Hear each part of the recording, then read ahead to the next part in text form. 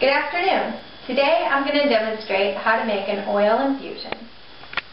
We will be using calendula flowers to make our oil infusion.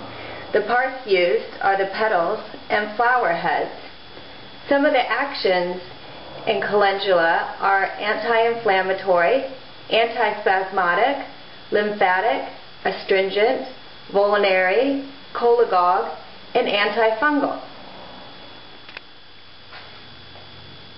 Calendula may be used safely whenever there is inflammation on the skin, whether due to infection or physical damage. It may be applied for external bleeding or wound, bruising, or strain. The herb is also a benefit for slow healing wounds and skin ulcers, and ideal for first aid treatment of minor burns and scalds. Calendula may be applied locally as a lotion, poultice, or compress, depending on which is most appropriate. The first step in making the oil infusion is to grind the flower heads up into a coarse powder. Traditionally, this was done with a mortar and pestle. However, today you can use an herb grinder, a coffee bean grinder, or a blender to accomplish this.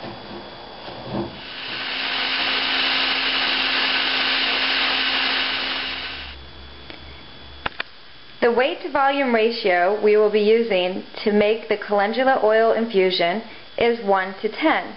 Therefore, we will be using 10 grams of calendula flowers to 100 milliliters of olive oil.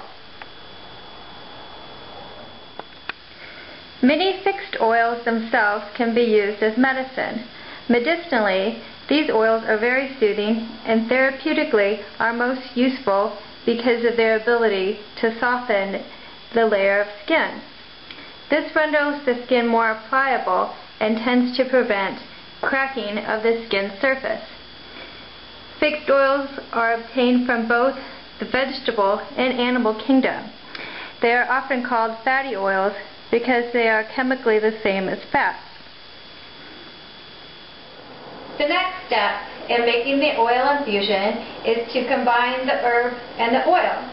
So we're going to do this in a sterilized jar with a good seal. So first we simply place the powdered herb in the jar, and then we're going to pour the oil over the herb. We want to completely submerge the herb in the oil. Since we're using flower and aerial parts, some of the herb is going to float to the top. So you want to have at least a 1/4 inch of oil above the herb. So we're going to add a little more oil to this infusion. That looks like we're at just the right amount. Now I like to place between the jar and the seal. This will help ensure that there is a better and tighter seal. You can just close that in there. Once you have the lid on tightly, you agitate your oil infusion. By agitating, you're diffusing the calendula and mixing it more thoroughly with the oil.